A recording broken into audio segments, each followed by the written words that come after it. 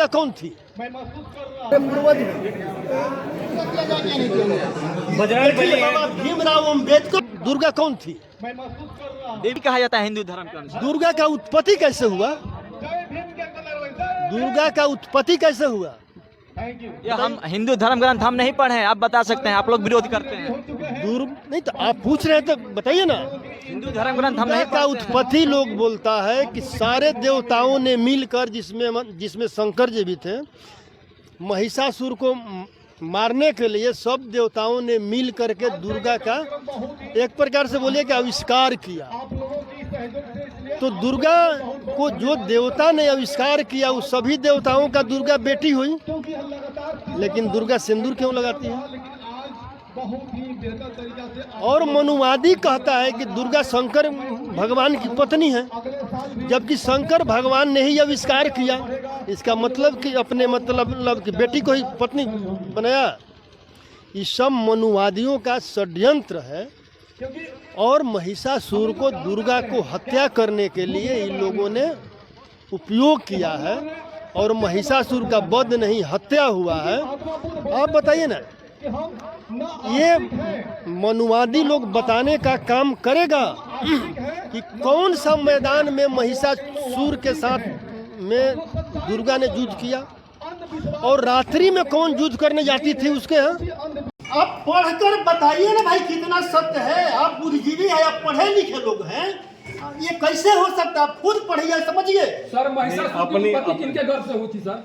महिषासुर का कोई उत्पत्ति नहीं हुआ। महिषासुर अरे भाई, महिषासुर का इतिहास पढ़ लीजिएगा। किनके गर्भ से? सब है।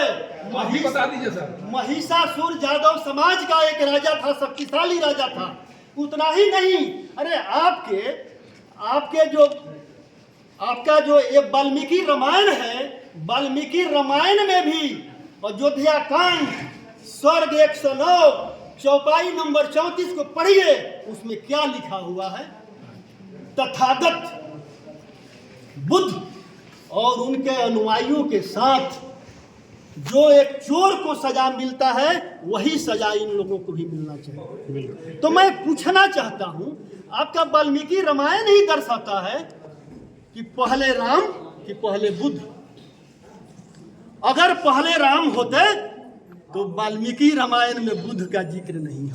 आप मानते हैं कि बुद्ध जो है, गौतम बुद्ध हैं, उनके बाद राम आए?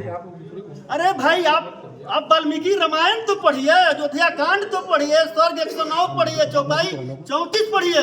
पुतला दल होने के बाद विवाद के बाद बयान पे कायम है या अपने बयान को वापस? कौन सा पुतला भाई?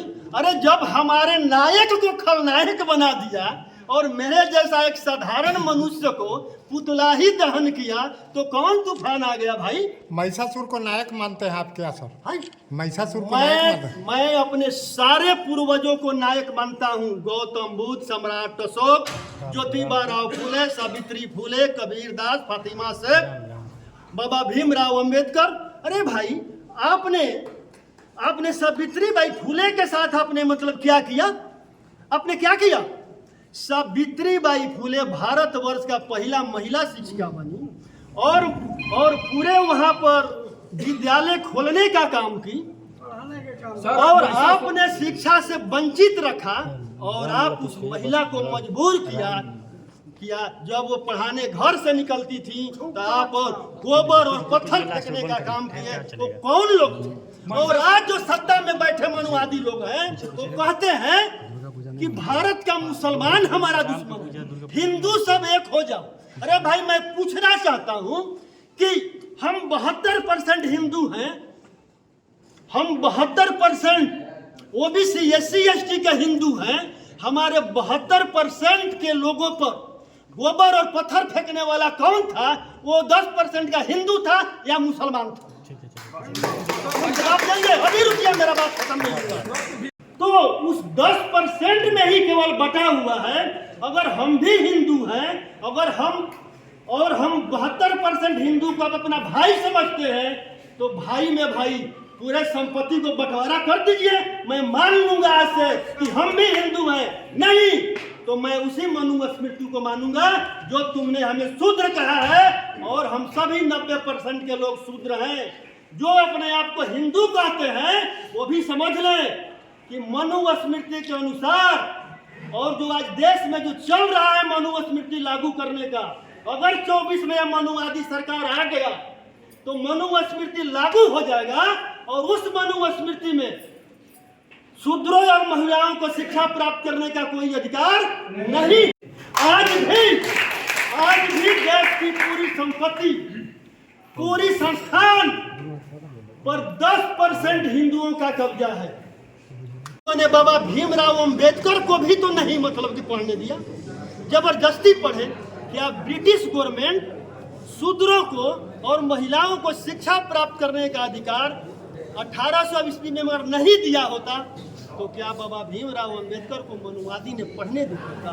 इतना ही नहीं, बाबा भीमराव अंबेडकर संविधान सभा में न जाए, उनको संविधान सभा से रोक दिया जाए, उनको उत्तर प्रदेश से हरा देने का काम किया। तो बाबा भीमराव अंबेडकर को संविधान सभा में भेजने का काम किसने किया? वेस्ट बंगाल का मुसलमानों ने बाबा भीमराव अंबेडकर को संविधान सभा में भेजने का काम किया। आप बताइए कि मुसलमान ने कब हमारे साथ दुश्मनी किया और कब हमारा साथ नहीं दिया है?